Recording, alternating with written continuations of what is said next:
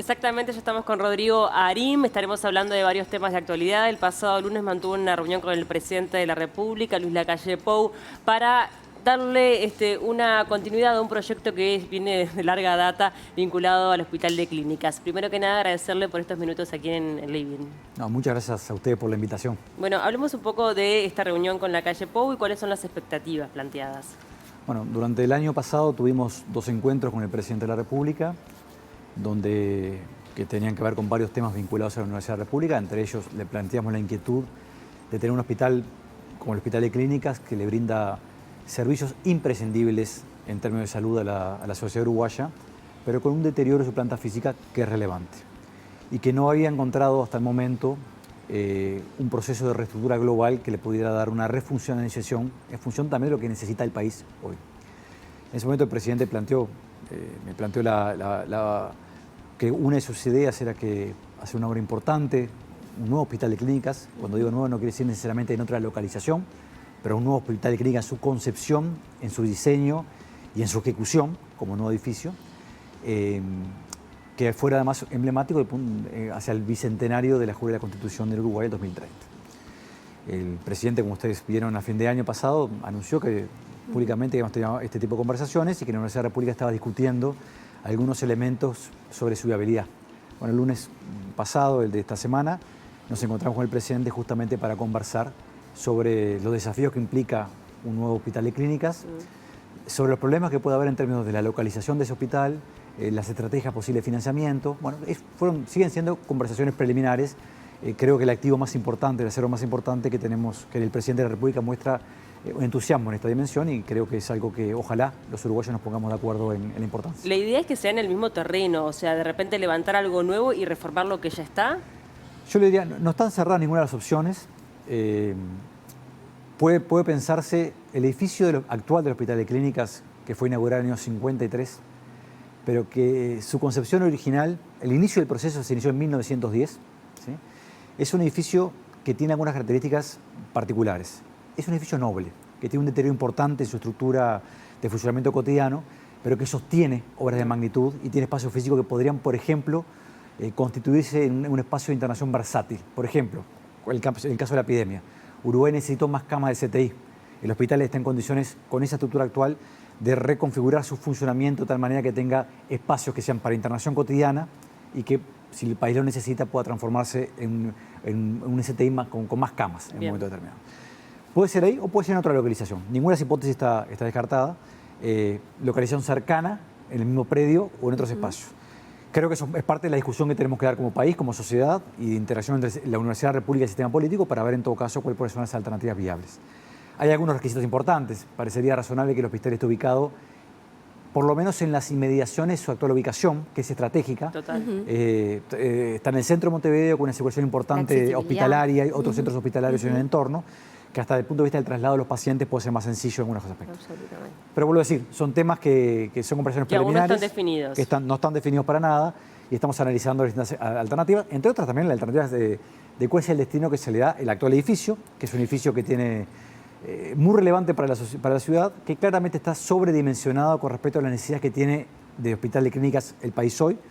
Tiene alrededor de 110.000 metros cuadrados. Nosotros estamos pensando que el nuevo hospital de clínicas debería ser del entorno de 50 a 60.000 metros cuadrados. ¿Sí? Aún estando en la misma localización, bueno, habría que ver qué hacemos con el resto del hospital para su uso futuro. Claro, para eso tiene que haber un claro plan de inversión, de desarrollo del proyecto. ¿Hay una estimación para esta cantidad de metros cuadrados de cuál sería el costo y por dónde podría venir el financiamiento?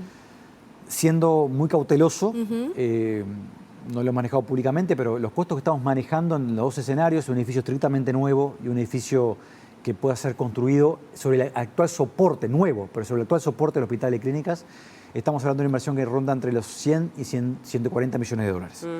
Pensamos que es algo menos oneroso construir en la actual estructura, en torno a 100 millones de dólares, y entendemos que no sería una inversión menor a 140 millones de dólares si fuera estructura. Bien. Vuelta, quiero ser muy cauto con esto. Esto requiere afinar números y afinar alternativas de construcción. Pero comenzamos a manejar estas hipótesis distintas. ¿Y se han puesto plazos? Es decir, obviamente que esto recién está como comenzando a cranearse, pero ¿tienen algún objetivo o un plazo definitorio para que esto se concrete? No, vamos a seguir en conversaciones, yo diría, durante este año, en la medida en que el objetivo es tener un edificio funcional y en funcionamiento hacia el 2030, Claro. Eso presupone ir tomando decisiones en correr de los próximos meses para que eso sea viable, ¿verdad? Sí, Pero porque hay 2030 es como el foco final. El Exacto. 2030, el presidente de la República ha planteado que le gustaría que fuera un edificio emblemático para esa fecha tan importante para la historia del país.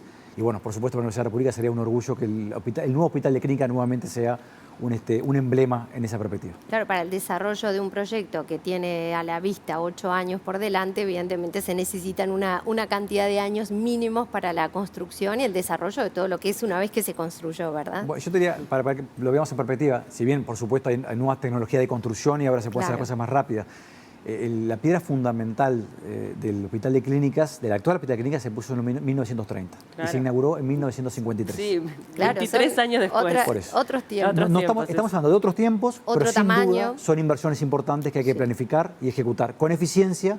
El propio diseño es importante porque tenemos que asegurarnos que es un hospital que sea funcional para las próximas décadas y asegurarnos que esté integrado también al conjunto de prestadores de salud Uruguay. Bien. Le preguntaba por el tema del financiamiento, si se espera que venga desde los propios fondos del Estado y hay algún compromiso por parte del presidente en ese sentido, del gobierno, o se buscarían fondos externos o del capital privado. No, estamos hablando de, por supuesto, la estructura de financiamiento y la arquitectura para financiar esta nueva obra la tendremos que definir con el Poder Ejecutivo y aquí obviamente la iniciativa central la tiene el Poder Ejecutivo.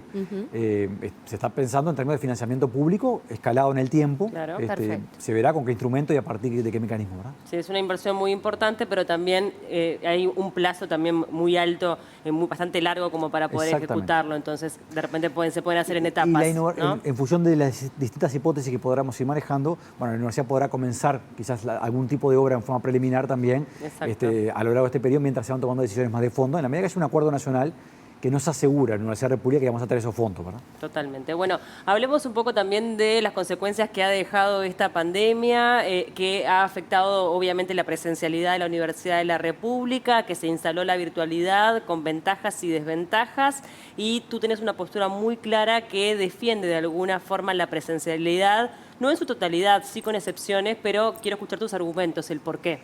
Yo te diría, con dos salvedades. La primera, fuimos partidarios e impulsamos en la Universidad de la República, con el acuerdo del Consejo Directivo Central, una rápida migración a la virtualidad cuando lo tuvimos que hacer, ¿sí? Al comienzo de la pandemia en 2020. Por tanto, creemos en la virtualidad como un instrumento importante que nos permitió sostener el funcionamiento institucional y la enseñanza en un contexto muy adverso. Si vamos a una comparación internacional, lo que ha hecho la Universidad de la República, y esto lo digo con mesura y con humildad, pero lo que ha hecho la Universidad de la República en términos de lograr mantener conectados en la institución a más de 100.000 estudiantes está dentro de las mejores prácticas internacionales. No solamente logramos que se mantengan conectados, sino que avancen en su formación con algunas dificultades y heterogeneidades que les comento ahora a continuación. También han egresado. El año pasado tuvimos de vuelta un récord en cuanto a emisión de títulos el año pasado, ¿verdad? ¿Qué sucede? En primer lugar, hay diferencias entre disciplinas. Hay disciplinas y áreas de funcionamiento institucional que estuvieron más afectadas que otras. Ejemplos, la formación clínica, que requiere necesariamente el contacto con atención con pacientes, odontología, medicina, enfermería. Estas facultades tienen algún atraso relativo en la currícula que tenemos que recuperar con la presencialidad. Entre otras cosas porque los protocolos no permitieron, por ejemplo en enfermería, ingresar a los hospitales públicos y mantener las prácticas clínicas imprescindibles para el egreso. Sucedió con odontología, tuvimos que hacer una inversión de casi $100.000 en la Facultad de Odontología para sostener equipamientos de desinfección que habilitaran y hicieran posible la atención clínica en el proceso de aprendizaje en el caso de la odontología. Laboratorios, en química, la interacción con sistemas biológicos, como puede ser en agronomía o en veterinaria. Otros aspectos, bellas artes, a la actual Facultad de Artes, ¿sí? Donde también de vuelta el encuentro con otros en talleres clave para la formación. Pero aún en las formaciones, si se quiere, más tradicionales, de las que yo provengo, como puede ser la economía o el derecho, también el encuentro con otros es un componente clave de la formación. Por lo tanto, yo no es que sea partidario de la presencialidad como único mecanismo de formación. Todo lo contrario, creo que hay que innovar, incorporar nuevas herramientas. Lo que creo que tenemos estos 2 años han generado algunas heridas y algunos procesos que tenemos que ir a recuperar. tenemos una generación completa en 2020 que tuvo muy poquitas instancias de presencialidad. Tenemos que buscar la manera de recuperar en el encuentro, que se conozcan los estudiantes, que interactúen con los docentes, que de alguna manera ese proceso de formación profesional tenga los estándares de calidad que el país nos reclama correctamente. ¿Eso quiere decir que vamos a volver al 13 de marzo del 2020? No, no vamos a volver al 13 de marzo del 2020. Vamos a mantener instrumentos digitales complementarios con la presencialidad, que es imprescindible también estos procesos de formación, como acabo de mencionar. Un híbrido. Yo diría situaciones híbridas y mezclas. ¿Sí? Hay facultades que, por ejemplo, este 2022, que sigue siendo un año, en algún sentido de transición y de prueba, van a mantener algunas trayectorias virtuales y a la misma vez generar incentivos muy fuertes para recuperar espacio de presencialidad. ¿Qué resolvió el Consejo Directivo Central y he impulsado esa resolución? De la misma manera que he impulsado usar en forma intensiva las plataformas digitales en los últimos 2 años, que tenemos que recuperar ese espacio de presencialidad. No quiere decir no vamos a usar más la virtualidad. Quiere decir tenemos que tener espacio de socialización, de encuentro entre estudiantes. Muchos estudiantes, y es muy razonable, nos piden, por favor, mantengan estos espacios de virtualidad. Claro. Pero tenemos también grupos importantes de estudiantes que nos reclaman, me es imprescindible conocer a mis compañeros de clase, interactuar con los docentes, conocer el edificio de la facultad de la que soy parte. ¿Sí? Entonces, de alguna manera tenemos que buscar que una transición ordenada, que no deje a nadie por el camino, volver a encontrarnos en la presencialidad y sostener aquellos componentes de la virtualidad que tienen los estándares de calidad adecuados para asegurar la democratización del conocimiento avanzado, que es el objetivo de la Universidad de la República. Exactamente, porque podría haber una dicotomía entre esto de la democratización y lograr que todos en cualquier rincón del país pudieran acceder y a su vez pasarnos solamente a la presencialidad, dejaríamos a ellos afuera. También es cierto que hay personas que la única forma que encuentran de poder acceder a la universidad es con la virtualidad. ¿Está la universidad preparada, o por lo pronto algunas facultades, para poder mantener que, aun cuando la actividad se esté dando de forma presencial, haya quienes a la misma vez, porque sabemos que después está la limitación de los equipos docentes, ¿verdad?, puedan estar a la vez participando de la clase y puede haber algo de alguna forma, opcionalidad, si se puede decir de alguna forma, que sea opcional la posibilidad de estar en el aula, pero si no poder participar de forma virtual? Obviamente eso significa tener equipamientos. ¿Está preparada para una actividad así y no una cosa o la otra? Yo le diría, teniendo en cuenta que tenemos que evaluar las experiencias desde el punto de vista académico, eso quiere decir ver cuál es el resultado que tenemos. Lo que tú planteas, este 2022 va a suceder en muchas facultades. Vuelvo a decir, bajo el criterio general de que la presencialidad es imprescindible para la formación y que tenemos que incentivar esa presencialidad. Sin duda. Pero muchas facultades van a mantener varios canales abiertos, presenciales y virtuales. En aquellas trayectorias es donde es factible hacerlo, sin pérdidas de calidad que por lo menos pueden estar controlados. Además, el 2022 va a ser un año de transición. Todavía vamos a estar en circunstancias, vamos a volver a la presencialidad, pero es probable que tengamos brotes de COVID en distintos momentos. Bueno, está claro que tenemos que sostener a los estudiantes en un contexto donde tengamos idas y vueltas a la presencialidad. Pero hemos aprendido mucho de lo que hemos hecho y durante este 2022 las facultades, las carreras van a estar evaluando qué herramientas van a preservar en forma más o menos permanente y cuáles no. En ese contexto estamos invirtiendo en tecnología. Lo hicimos en el 2021, donde contratamos 100.000 salas virtuales para los estudiantes. Le dimos una sala virtual a cada estudiante para que pueda usarla las 24 horas del día con sus compañeros, para intentar sustituir mínimamente esa interacción social. También distribuimos con otras prestaciones 10.000 salas virtuales para los docentes. Lo vamos a volver a hacer en este 2022, pero en el entendido de que no es el escenario ideal para la formación, ni que toda la formación puede ser transmitida en plataformas digitales. Entonces, en esa mezcla, que estamos además en conexiones internacionales para ver cuáles son los arreglos que van a ir emergiendo, nosotros tenemos una apertura de analizar todos los procesos de innovación posibles y plausibles, de tal manera que sean funcionales a la democratización de la enseñanza superior, pero sosteniendo calidad. Agregando un componente adicional. Esta universidad de hoy, y queremos que así siga siendo, es una universidad distinta a la que teníamos hace 15 años atrás. Es una universidad que tiene mucha más presencia en el interior del país. ¿Sí? De eso te quería hablar también, el tema de la descentralización. Estamos en un canal que por suerte llega a todos los rincones del país. Tenemos una gran audiencia televidentes que nos escriben todos los días desde diferentes puntos. Y es cierto que muchas veces sigue existiendo esta necesidad de viajar, de trasladarse a Montevideo para desarrollar determinadas carreras. Ocurre todo el tiempo. ¿Cómo están trabajando en la descentralización y también utilizando esta herramienta de la virtualidad en algunos casos? Bueno, en primer lugar, estamos trabajando con un concepto de desarrollo de la Universidad del Interior que es integral. Eso quiere decir, no es solamente asegurar el acceso a la enseñanza, sino colocar, instrumentar y desarrollar capacidades académicas en el territorio nacional.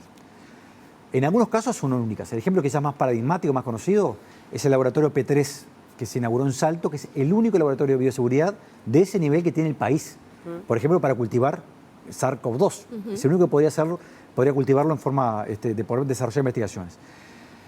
¿Qué sucede? Hoy tenemos sedes importantes en Salto, en Paysandú, en Rivera, en Tacuarembó, en Maldonado, en Rocha y en algunos otros lugares del país con menor desarrollo, que están sosteniendo carreras completas. Sí, sí. Que en el interior del país. Desde medicina, que la estamos consolidando en el litoral, ingeniería, algunas ingenierías, ingeniería agronomía, veterinaria, carreras vinculadas a la economía. Sí, hay un camino hacia la descentralización, eso que no cabe tenemos que duda. ser cuidadosos de no abandonar, porque puede ser muy tentador decir, bueno, ahora la enseñanza se da solamente en plataformas digitales, y eso puede generar ciertas ofertas educativas, pero nuestro objetivo es desarrollar capacidades universitarias en todo el territorio.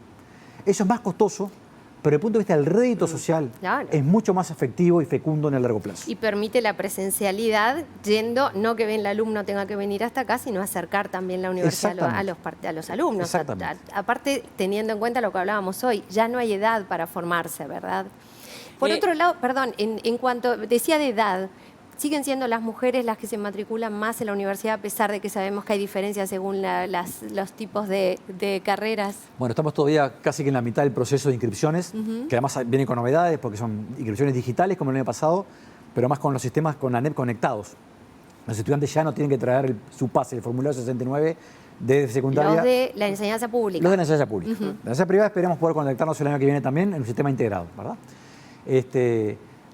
Si uno ve el patrón actual, sí, efectivamente las mujeres siempre preponderando sobre respecto a los hombres, a los varones en estas áreas, con algunas salvedades que tenemos que corregir como país, como sociedad. Por ejemplo, tienen menos presencia en matemáticas o en algunas ingenierías las mujeres que los varones. Y eso todavía son algunos sesgos que tenemos que ir corrigiendo como sociedad. Pero sin duda hay un peso importante de las mujeres en la Universidad de la República y eso sigue consolidándose como tendencia. Está buenísimo que pase así. En un momento se habló de un proyecto de que algunas carreras sean 100% virtuales, por ejemplo, relaciones internacionales. Hubo un proyecto como que señalaba de que iba a ser prácticamente una realidad. ¿En qué quedó todo eso? Yo le diría, en particular, la propia Facultad de Derecho es la que tiene que ver cómo analiza estas circunstancias. Por lo que tengo entendido, me ha informado la Facultad de Derecho, en el caso de relaciones internacionales, este año va a haber las dos opciones, virtual o presencial. Pero de vuelta, para evaluar. Bien. Esto quiere ser muy cauto, uno tiene que evaluar los resultados que obtiene en términos del aprendizaje de los estudiantes. Un elemento que para mí es clave es que independientemente de cuál sea el canal que mantengamos, virtual o presencial en las distintas carreras, la evaluación tiene que ser presencial y común, para asegurarnos que estemos evaluando lo mismo en el mismo momento del tiempo. O sea que eso descarta que una persona del exterior pueda estudiar en la Universidad de la República. No descarta, pero tiene que trasladarse. Venir, tiene que viajar sí o sí para la evaluación. Mi criterio personal, eso por supuesto pueden verlo las facultades, podemos tener materias evaluadas en forma digital. Difícil es pensar toda una carrera que su evaluación transcurra a través de digital, porque además tiene problemas de seguridad. Porque a nivel privado hubo ofrecimientos de algunas carreras que ofrecían justamente como una ventaja el hecho de poder hacer una licenciatura totalmente virtual. Sí, yo les diría que en el mundo en general está bastante cuestionado el uso exclusivo, vuelvo a aclarar, exclusivo de evaluaciones de corte digital. Porque hay un tema importante también acá. Nosotros tenemos que tener la certeza de acreditar la identidad de la persona y acreditar que está dando el examen en las condiciones adecuadas. Una cosa es tomar una clase en plataformas digitales y otra cosa es dar un examen en plataformas digitales. Entonces, sin medidas de corte policial, que pueda haberlas también, de informáticos, nosotros tenemos que asegurarnos que en algún momento del tiempo la persona que está siendo evaluada efectivamente puede acreditar su identidad y que está haciendo el examen en las condiciones adecuadas, ¿no? Sí, incluso a través de las tesis, ¿verdad? Porque si bien las tesis pueden ser complejas de hacer, también se pueden se puede contratar que alguien las haga. De todas formas, la defensa de la tesis debería hacerse con la persona, que eso sí se podría llegar a hacer virtual. Se está haciendo, y entonces, por eso, hay algunos mecanismos que desde las universidades del exterior suelen hacer. Eso se está haciendo. Muchas tesis han defendido durante el 2021 de forma virtual. Claro. Hay otros procesos de evaluación donde hemos puesto hincapié que finalmente se puede hacer un trayecto largo de formación. En el momento de la evaluación hay que trasladarse a Montevideo o a Salto o a Paysandú para hacerlo. Porque uno piensa que de repente se abre para algún extra. Obviamente que la Universidad de la República es gratuita para todos los uruguayos o residentes, eso está clarísimo, pero de repente al abrir la virtualidad uno piensa, tal vez por qué no podría llegar a ser la Universidad de la República formador de extranjeros? No sé, de repente con un costo o algo que... No, a ver, alguna experiencia de esa ya se está transitando y de hecho la virtualidad, efectivamente, hay gente que estudió desde extranjero. Y eso es parte de lo que estamos analizando también, no como estrategia global, sino bueno, qué contenidos podemos mantener de tal manera que pueden ser aprovechados en distintos lugares del territorio. Lo que sí es probable que aún con formaciones de cierto nivel de calidad y profesionalización, en algún momento el traslado al país es importante. Porque inclusive estudiantes nuestros que han hecho en esquemas mixtos formación de posgrado, termina trasladándose al exterior para dar algunas materias cuando están estudiando en otra universidad. Ese es el mundo que vivimos, un mundo que exige movilidad y simultáneamente un mundo en donde vamos a estar combinando presencialidad física en un local determinado, en una universidad, con instancias no presenciales. Sin duda. Y aparte que el mundo real después del mercado laboral requiere habilidades interpersonales por ahora. Quizá en el futuro cada vez las requieran menos. Me ponía un ejemplo.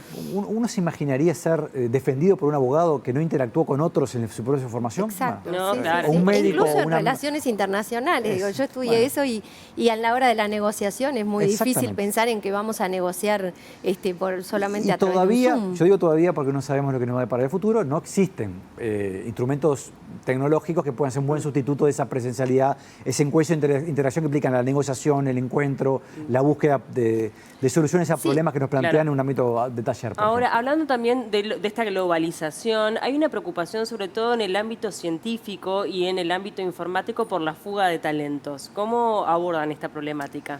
Bueno, yo diría que, por un lado, es correcto preocuparse de esa perspectiva y acá hay dos dimensiones. La primera dimensión es que Uruguay tiene que crear condiciones para que se formen nuestros jóvenes. Yo diría también los extranjeros que quieran venir a estudiar a Uruguay, como lo están haciendo, ingresando con mucha más flexibilidad hoy a los migrantes en la Universidad de la República de lo que hacían hace un tiempo atrás. Pero simultáneamente, el Uruguay tiene que tener políticas que desarrolle e incentive la inserción en el país de estos talentos. Y también, ¿por qué no capturar talentos provenientes de extranjeros?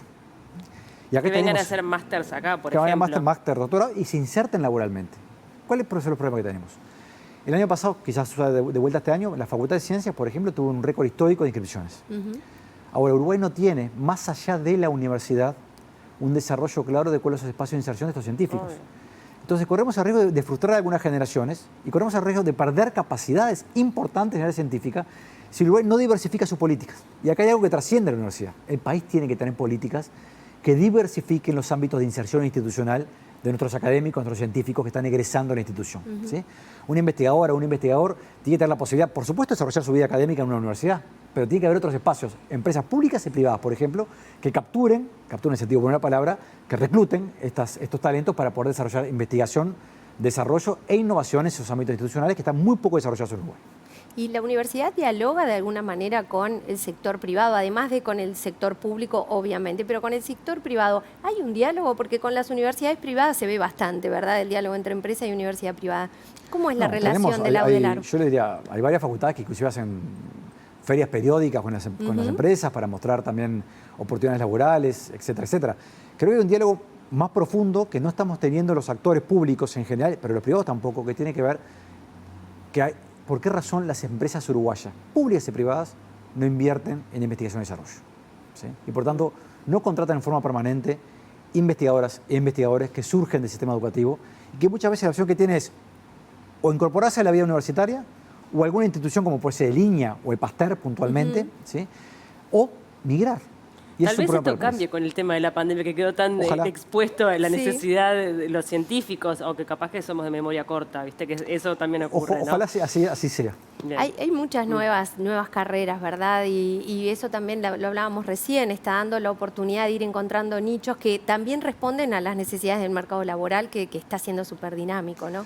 Yo diría, por un lado hay carreras que tienen esa dimensión y por otro lado hay otras que tenemos que tener políticas para que desarrollen esa dimensión. Perfecto. Vuelvo a decirlo porque si no, vivimos repitiendo que los uruguayos se formen en ciencia, pero si no generamos las condiciones para que los uruguayos tengan oportunidades para desarrollar esas capacidades en el país, vamos a tener dificultades. Claro. Las instituciones, no solamente la Universidad de la República, también otras instituciones que intervienen en el proceso de formación, podemos generar algunos incentivos para que las y los estudiantes que ingresen a la Universidad de la República tomen ciertas orientaciones. Pero si el país no es capaz de desarrollar y diversificar las profesiones que absorbe, bueno, eso seguirá siendo un problema para el país. Hay mucho camino entonces para recorrer. Muchísimas gracias, Rodrigo Garín, por acompañarnos estos minutos en el Living.